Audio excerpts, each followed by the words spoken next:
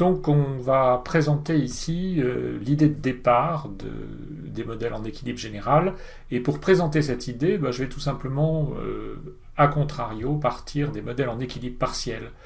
En fait, vous vous souvenez que dans ces modèles, on se concentre sur un secteur, deux secteurs, trois secteurs, dans un pays, voire même dans le monde entier. Et ce qu'on fait, c'est qu'on suppose que le prix des facteurs et le revenu des consommateurs sont constants dans les modèles en équilibre partiel. Tout simplement pour se concentrer sur l'équilibre sur les marchés qu'on étudie. Par exemple, le marché des oléagineux. En équilibre général, on oublie ça et on ne suppose plus que le prix des facteurs et le revenu des consommateurs sont constants. On suppose au contraire qu'ils peuvent varier, tout simplement parce que quand il y a une modification de l'équilibre sur le secteur qu'on étudie, par exemple le secteur des oléagineux, ça va affecter les marchés de facteurs, ça va affecter le revenu des consommateurs. Les équilibres sur ces marchés vont se modifier et en effet retour, on va avoir un impact sur les marchés des oléagineux. Donc, c'est tout à fait différent comme idée de départ. En équilibre général, en fait, on tient compte de l'interdépendance des marchés et des équilibrages de chaque marché par l'ajustement des prix. Donc, quand par exemple on fait une réforme sur le marché des oléagineux, pour rester sur cet exemple, la modification de l'activité sur ce marché, la modification de la production, de la consommation, des prix, va avoir un impact sur les marchés de facteurs de production, par exemple la demande de terres agricoles, la demande de travail, etc., etc. Et donc ça va avoir un impact sur les revenus des consommateurs. Et donc à contrario, si l'équilibre sur les marchés de facteurs se modifie, le prix des inputs se modifie, d'un autre côté les revenus des consommateurs se modifient, donc sur le marché des oléagineux, on a l'offre et la demande qui vont se modifier, tout simplement parce que l'offre dépend des prix des inputs et la demande dépend du revenu des consommateurs. Donc on a en fait en équilibre général quelque chose de plus cohérent, tout simplement parce qu'on tient compte de cette interdépendance. On a en fait un processus d'équilibrage simultané sur tous les marchés avec une relation très forte entre tous ces marchés. C'est donc beaucoup plus complexe et en même temps c'est plus exigeant. Donc vous vous souvenez de la représentation qu'on utilise souvent en équilibre partiel. En fait, on a une représentation graphique avec en abscisse les quantités, en ordonnée les prix. Et puis souvent, on trace en fait une fonction de demande qui est décroissante avec le prix, et puis une fonction d'offre qui est croissante avec le prix. En fait, ça va être difficile d'utiliser ce genre de représentation en équilibre général. Alors on va pouvoir le faire, mais vous allez voir que ça va être compliqué. Pourquoi ? Parce qu'en équilibre général, la demande d'un bien dépend du prix de ce bien, mais aussi du revenu des consommateurs et du prix des autres biens. C'est ce qu'on avait dit en équilibre partiel, mais on disait que le revenu des consommateurs et le prix des autres biens étaient constants. Là, ils peuvent bouger. Donc en fait, la fonction de demande, elle peut tout le temps bouger, et donc c'est difficile effectivement de garder cette représentation graphique. De la même façon, l'offre d'un bien, on sait que cette offre dépend du prix de ce bien, mais aussi du prix des facteurs de production et des consommations intermédiaires. Une offre, ça dépend du prix de l'output, mais aussi du prix des inputs. En équilibre partiel, on disait que le prix des facteurs de production, le prix des consommations intermédiaires était constant. Maintenant, c'est plus possible. En équilibre général, on sait que le prix des facteurs de production et des consommations intermédiaires varie, et donc ça veut dire que on peut pas supposer toute chose égale par ailleurs. L'offre d'un bien, elle peut varier toujours, elle peut bouger à gauche ou à droite, cette offre, sur ce graphique, tout simplement parce que ces prix varient.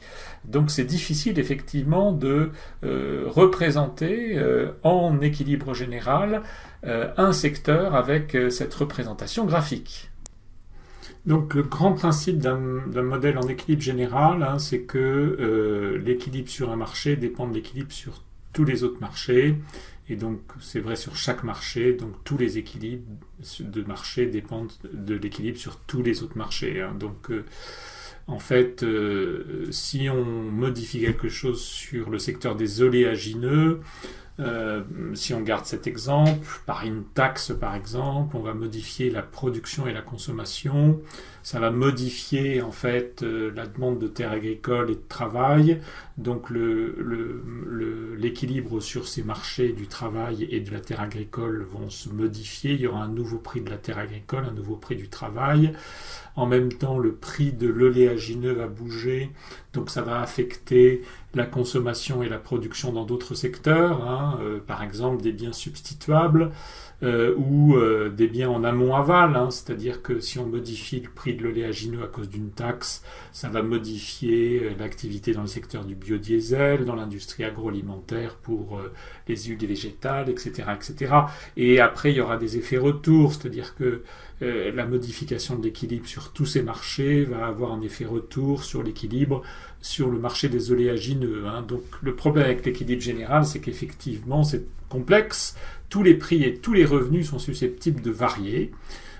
Et donc, tant qu'il y a un déséquilibre sur un marché, il y a un déséquilibre autre part, à cause de cette interdépendance, parce que le processus d'ajustement global n'est pas encore fait. Donc, s'il y a déséquilibre sur un marché, il y a déséquilibre sur au moins un autre marché. Et donc, à l'inverse, on pourrait dire, s'il y a un équilibre sur n-1 marché, il y a un équilibre sur le dernier marché, quand on a effectivement une économie avec n marchés. Je vais donc en fait illustrer de manière très simple ce que je viens de dire à l'aide d'un modèle en équilibre général.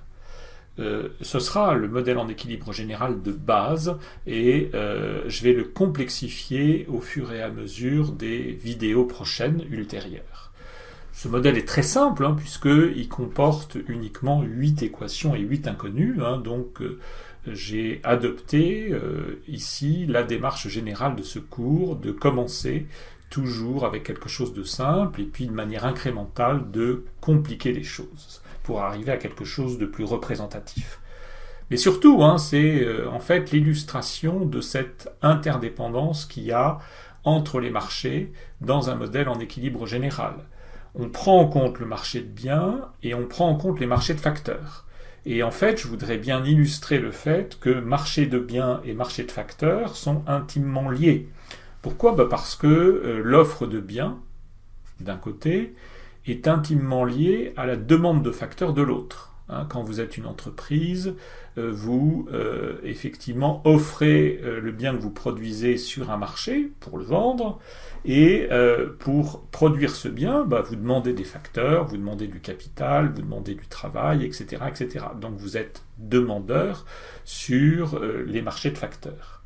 Et puis, quand sur les marchés de biens vous êtes demandeur, c'est-à-dire consommateur, eh bien, ça veut dire que vous êtes offreur de facteurs sur les autres, c'est-à-dire que les ménages qui demandent des biens pour leur consommation finale, eh bien, ils ont besoin d'un revenu, et pour obtenir ce revenu, ils offrent leurs facteurs de production sur les marchés de facteurs, ils offrent leur travail, ils offrent leur capital, et à partir de la rémunération de ces facteurs, ils obtiennent un revenu qui leur permet d'alimenter une demande de biens. Et puis dernière chose, c'est que je veux ici illustrer en fait de façon simple une difficulté mathématique qui est que cette interdépendance, elle implique que en fait on a une sous-détermination de l'équilibre, tout simplement parce qu'on n'a pas assez d'informations pour déterminer l'équilibre et on va être obligé de raisonner en termes de prix relatif. C'est ce que je vais essayer d'illustrer un petit peu plus tard, ça s'appelle la loi de Walras. Donc, expliquons comment est constitué ce modèle en équilibre général très simple. Je suppose en fait donc une économie totalement fictive, avec un seul agent, sans État, sans relation avec le reste du monde et sans investissement. Bon. Ensuite, il y a un revenu tiré de la production, et ce revenu est intégralement consommé. Donc il n'y a pas d'épargne, on pourrait penser qu'il y a une seule période, donc on n'a pas besoin de garder de l'argent pour les périodes futures.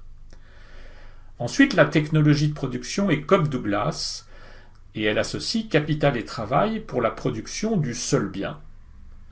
Il y a un seul bien dans cette économie, fabriqué à partir de capital et travail grâce à une technologie Cobb-Douglas.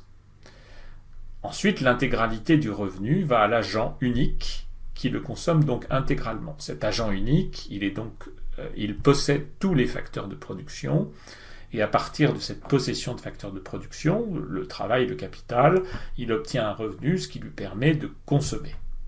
Et puis finalement, les trois marchés, output, capital et travail, s'équilibrent grâce à un ajustement des prix.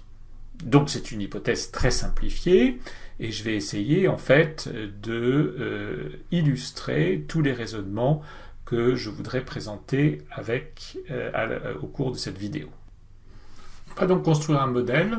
On a besoin de notations au départ. Donc on commence par les notations concernant les variables endogènes du modèle, c'est-à-dire les variables qui sont déterminées par le modèle. Vous allez voir qu'on pourrait effectivement modifier ce nombre de variables selon l'ambition qu'on a dans la construction de ce modèle. En tout cas, pour l'instant, on se contente d'un modèle expliquant 8 variables. Tout d'abord, KD, la demande de capital, LD, la demande de travail, Y, la production du bien, le seul bien qu'il y a dans l'économie, INC, le revenu tiré de la production et distribué à l'agent, C, la demande du bien par l'agent, P, le prix du bien, R, la rémunération du capital, et W, donc la rémunération du travail. Donc en fait, on aura d'autres notations du modèle. Notamment, on aura KS, l'offre de capital, on aura aussi LS, l'offre de travail, alpha est l'élasticité de la production au capital, et A est la productivité globale des facteurs. Alors en fait, KS, LS et A sont des variables exogènes, c'est-à-dire ça peut varier, mais en fait ça varie, ces variables, de manière extérieure au modèle, de manière exogène, c'est-à-dire c'est le modélisateur qui décide de les modifier. Par exemple, le modélisateur pourrait introduire du progrès technique, augmenter A, la productivité globale des facteurs, ou il pourrait décider d'introduire de l'immigration dans cette économie, donc augmenter l'offre de travail ou augmenter l'offre de capital par exemple, le biais d'un investissement direct étranger. Par contre, alpha, c'est une élasticité de la production capitale, donc si on étudie effectivement une économie particulière, eh bien, il faut procéder à une estimation économétrique pour obtenir en fait une élasticité de la production capitale et l'introduire dans le modèle. Alors en fait, là, vous voyez KS et LS, par exemple, sont des variables exogènes au modèle, c'est-à-dire je construis un modèle ici qui n'explique pas l'offre de capital et l'offre de travail.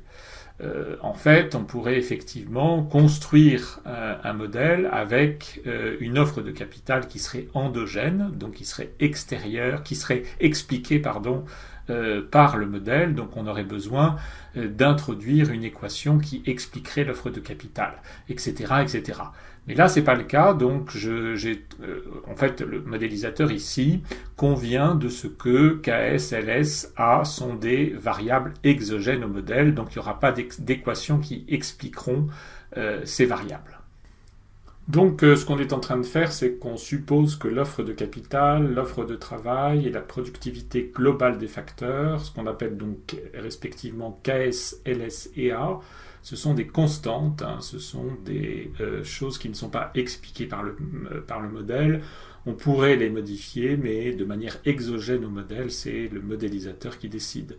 Alpha, c'est un paramètre du modèle, donc c'est quelque chose qu'on estime économétriquement, on regarde dans la littérature, selon le pays qu'on étudie, on essaye d'estimer en fait l'élasticité de la production au capital. Donc il nous reste 8 variables, KD, LD, Y, INC, C, P, R et W. Et donc on a besoin de 8 équations pour que ce modèle puisse être déterminé, puisque effectivement il faudra un modèle carré pour avoir un modèle qui puisse être déterminé. Donc il faut que je trouve ces 8 équations qui vont me permettre de construire mon modèle et de déterminer ces 8 variables endogènes. Donc je peux utiliser les hypothèses de travail que j'ai émises tout à l'heure. Et donc, j'ai parlé par exemple de la production d'un seul bien à partir d'une technologie Cobb-Douglas. Donc ça me donne en fait une première équation, Y égale A KD alpha LD à la puissance 1 moins alpha. C'est bien une technologie Cobb-Douglas qui associe capital et travail. KD étant la demande de capital par le secteur productif, LD la demande de travail par le secteur productif, le niveau de production de l'output, le seul output qu'il y a dans l'économie, c'est Y, A c'est la productivité globale des facteurs, alpha c'est l'élasticité de la production au capital, donc ça me donne une première équation. Et puis, ce que je peux faire, je peux minimiser le coût de production sous la contrainte d'atteindre un certain niveau de production. Donc, je peux chercher, en fait, la demande de capital et la demande de travail qui minimisent mon coût total. Alors, mon coût total, c'est quoi? C'est RKD, donc la rémunération du capital fois la demande de capital, plus WLD, la rémunération du travail fois la demande de travail. Donc je minimise le coût sous contrainte d'atteindre un certain niveau de production. Ça va me donner deux équations, ce programme. Premièrement, effectivement, alpha PY égale RKD. Donc c'est très facile à faire si vous résolvez ce programme. Et puis la deuxième équation, c'est la demande de travail, WLD égale 1 moins alpha PY. Donc en fait, comme on a une Cobb-Douglas, effectivement, la rémunération du capital dans la valeur totale de l'output, c'est alpha, et la rémunération du travail dans la valeur de l'output, c'est 1 moins alpha. Ensuite, je peux effectivement utiliser le fait qu'il n'y a qu'un seul agent qui possède les facteurs de production. Donc ces facteurs de production, c'est le travail et le capital. Et il y a une offre de travail et une offre de capital par cet agent unique qu'il y a dans l'économie. Donc l'offre de travail c'est LS, l'offre de capital c'est KS. Donc si effectivement on a dans l'économie une rémunération W du travail et R du capital, cet agent qui possède tous les facteurs de production, il aura un revenu, que j'appelle ici INC, qui sera WLS plus RKS, c'est ce qu'on appelle donc la formation du revenu du ménage. Ensuite, avec ce revenu, le ménage, il peut, ou cet agent, il peut acheter pour consommer.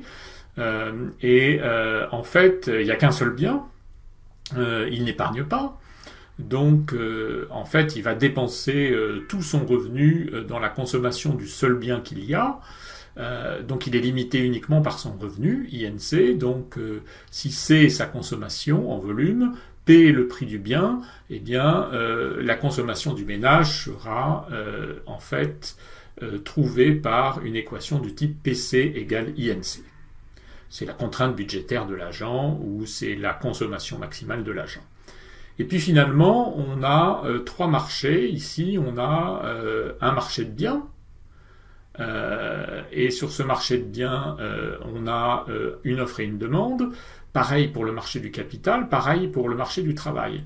Donc on va étudier l'équilibre sur chacun de ces marchés. Alors sur le marché du bien, il y a une offre et une demande. L'offre, c'est l'offre de bien, c'est Y, c'est la production du bien en question. Et puis la consommation de ce bien, c'est C. Donc l'équilibre sur le marché du bien, c'est C égale Y. Ça me donne une sixième équation. Ensuite, l'équilibre sur le marché du capital, c'est la demande de capital égale l'offre de capital, KD égale KS. Et puis finalement, sur le marché du travail, on a LD égale LS. C'est ma huitième équation. Donc en fait, j'ai 4 blocs ici. On parle souvent de blocs dans les modèles en équilibre général calculable. On a un bloc production qui est constitué des 3 premières équations, 1, 2 et 3.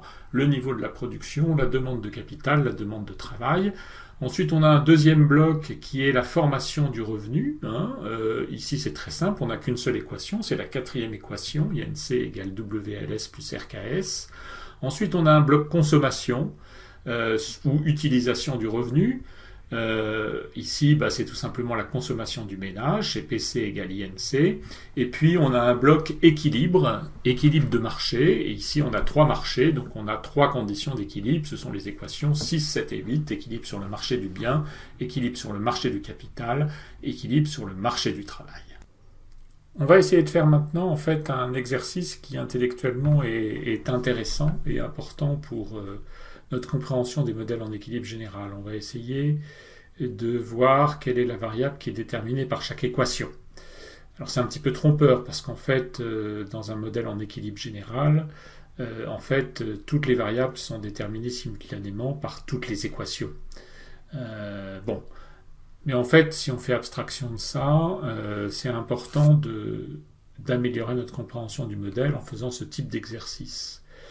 Et puis, il y a deux autres raisons. C'est que, premièrement, si on veut ajouter des variables qui vont être dans le modèle, qui vont être endogènes au modèle, eh bien, il faut bien voir que si on veut rajouter une variable, il faut rajouter une équation qui va déterminer cette variable. Par exemple, si je voulais rajouter au modèle que je suis en train d'exposer une variable d'offre de travail, je serais obligé de rajouter une équation de comportement des offreurs de travail, soit qui, attirés par le marché du travail, sont attirés par ce marché et veulent rentrer dedans, soit parce qu'ils sont déjà dedans et ils veulent sortir de ce marché. Donc c'est une équation de comportement qu'il faudrait rajouter au niveau des offreurs de travail. Donc voilà. Et autre raison, c'est que si on veut faire un certain type de programmation, ce qu'on appelle les programmations en MCP, on a besoin de faire ce travail et de dire qu'il y a une équation qui détermine une variable spécifique. Et ça, les programmations en MCP, c'est peut-être quelque chose que vous verrez un petit peu plus tard. Donc ici, on va essayer de faire ça. Alors, la première équation, par exemple, y égale AKD alpha LD à la puissance 1 moins alpha, c'est une équation évidemment qui détermine le niveau de production Y, puisque c'est l'équation qui est la fonction de production. Puis ensuite, les équations 2 et 3 ce sont des équations où on minimise le coût en cherchant le capital, la demande de capital et la demande de travail qui minimise ce coût de production. Donc l'équation 2 est une équation qui détermine la demande de capital, KD. Et puis l'équation 3 est une équation qui détermine la demande de travail, LD. C'est relativement évident. Ensuite, on a une équation qui est l'équation de formation du revenu à partir de l'offre de travail et de l'offre de capital, à partir du niveau de la rémunération du travail et de la rémunération du capital. On a effectivement un certain revenu qui est distribué au consommateur. Là, c'est un consommateur qui est unique, un agent qui est unique. Donc, c'est une équation, l'équation 4, qui détermine INC. Ensuite, c'est quelque chose que j'ai déjà expliqué tout à l'heure. C'est que l'équation 5, c'est une équation qui détermine la consommation. C'est tout simplement parce que, en fonction du revenu et en fonction des prix, du prix du bien qu'on peut acheter, eh bien, on va déterminer la consommation de l'agent unique. Et puis, on a 3 équations qui déterminent en fait des prix à chaque fois avec une égalité offre égale demande. Donc l'équation 6 est une équation qui détermine P, puisque c'est l'équation d'équilibre du marché des biens. L'équation 7 est une équation d'équilibre du marché du capital, donc c'est une équation qui détermine R. Et l'équation 8, c'est une équation qui égalise offre de travail et demande de travail. C'est donc une équation qui détermine W. Donc en fait, on va maintenant exposer un problème qui est fondamental pour les modèles en équilibre général et qui est la conséquence directe de ce que on exposait tout à l'heure, qui est l'interdépendance entre les marchés. Je disais tout à l'heure que s'il y avait n marchés et si on avait n-1 en équilibre, le nème était aussi en équilibre. Donc ça veut dire que il y a une dépendance qui fait que, s'il y a n marchés, il y a une équation qui n'est pas indépendante parmi toutes les équations qui décrivent les équilibres de marché. Donc ici, on a 8 variables et on n'a que 7 équations indépendantes. C'est quelque chose que je vais démontrer. On va démontrer plus exactement la chose suivante, c'est que si les équations 2, 3, 4, 5 et 6 et 7 sont vérifiées, alors l'équation 8 est vérifiée, donc ça veut dire que l'équation 8 n'est pas indépendante, elle est dépendante de la vérification des équations 2, 3, 4, 5, 6 et 7. Et donc ça veut dire qu'on a un problème d'indépendance, on n'a pas assez d'informations pour déterminer une solution au système. Le système est sous-déterminé. Alors je dis que l'équation 8 est vérifiée si 2, 3, 4, 5, 6 et 7 sont vérifiés. On pourrait le faire autrement, c'est-à-dire qu'on pourrait en fait tirer de la vérification d'un certain nombre d'équations le fait que l'équation 7 est vérifiée, par exemple. Donc c'est pas forcément cette équation sur le marché du travail qui est dépendante des autres. C'est le fait qu'en fait, quand il y a n-1 marchés qui sont en équilibre, le nème est aussi en équilibre. Donc, je voudrais démontrer que en fait, le système est sous-déterminé, il n'y a que 7 équations indépendantes. Comment ? Donc, partons de l'équation 6. Cette équation, elle nous dit C égale Y. Ce que je peux faire, c'est que je peux multiplier par P de chaque côté, puisque P est différent de 0. Et donc, j'ai PC égale PY. Et donc, PY, je peux multiplier par alpha plus 1 moins alpha, qui est égal à 1, donc aucun problème. Et je peux distribuer PY, donc j'ai alpha PY plus 1 moins alpha PY. J'ai donc PC égale alpha PY plus 1 moins alpha PY à partir de la seule équation 6.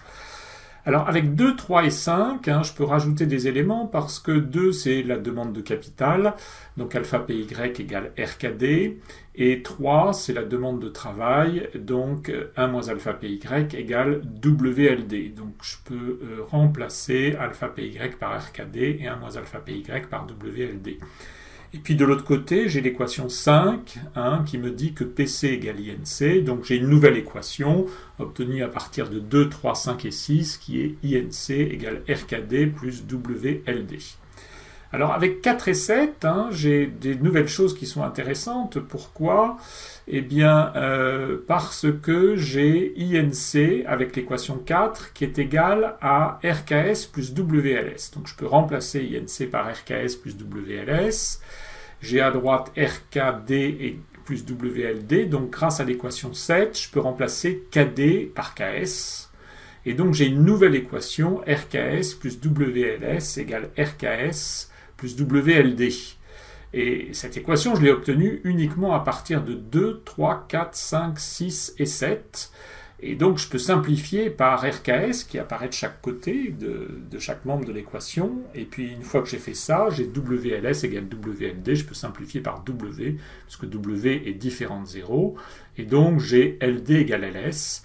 Donc, ça veut dire que j'ai obtenu la 8e équation à partir des équations 2, 3, 4, 5, 6 et 7. Et donc, cette équation LD égale LS, cette équation 8, elle est impliquée par les autres équations. C'est une équation qui n'est pas indépendante. Donc, j'ai que cette équation indépendante. C'est la loi de Walras. J'ai un système qui est malheureusement sous-déterminé. Donc on a un problème ici qui est important puisque en fait on a 8 variables libres et on a seulement 7 équations indépendantes. Donc on n'a pas assez d'informations pour déterminer ce modèle. A priori, c'est comme si on avait en fait une seule information, x plus 2y égale 4, et puis on aurait deux variables à déterminer, x et y. Donc on a pas assez d'informations, on n'a pas assez d'équations indépendantes pour le nombre de variables qu'on doit déterminer. Donc le problème est sous-déterminé, et donc il y a une infinité de solutions.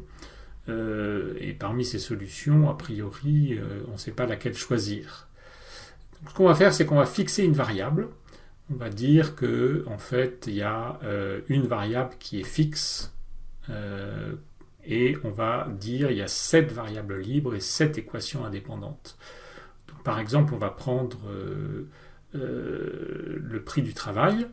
On va dire que c'est le numéraire. Je prends ici le prix du travail parce que c'était l'équation LS égale LD et l'équilibre sur le marché du travail qui était impliqué par les autres. Je pourrais prendre une autre équation, un autre prix, comme le numéraire de cette économie. Et donc ça veut dire qu'on va raisonner en prix relatif.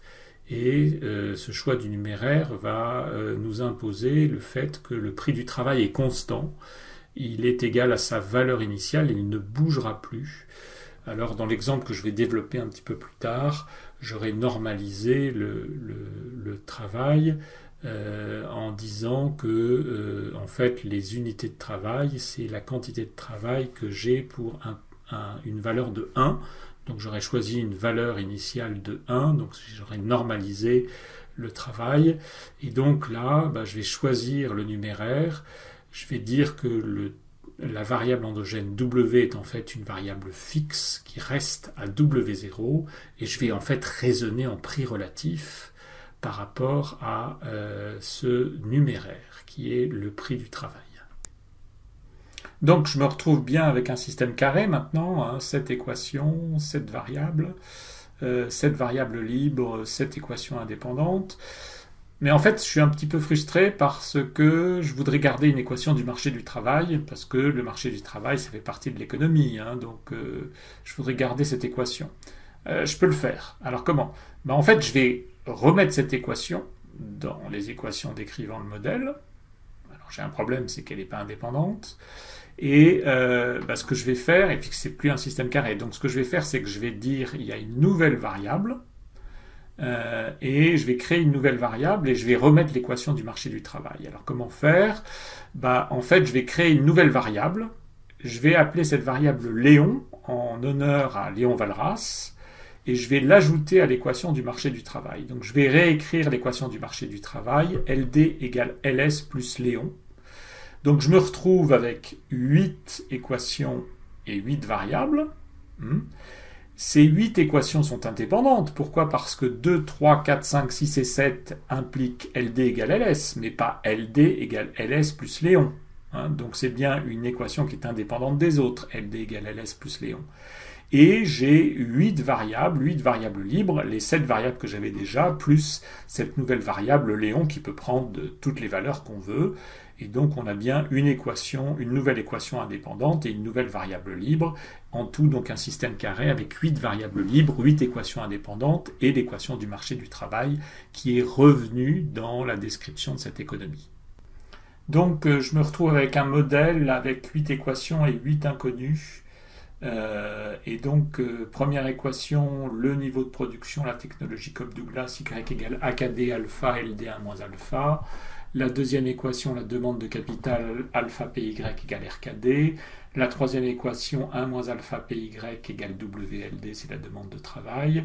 Quatrième équation, c'est la formation du revenu de l'agent, c'est INC égale WLS plus RKS, puisqu'il possède les facteurs de production. Cinquième équation, c'est la consommation de cet agent du bien produit dans l'économie, qui est PC égale INC.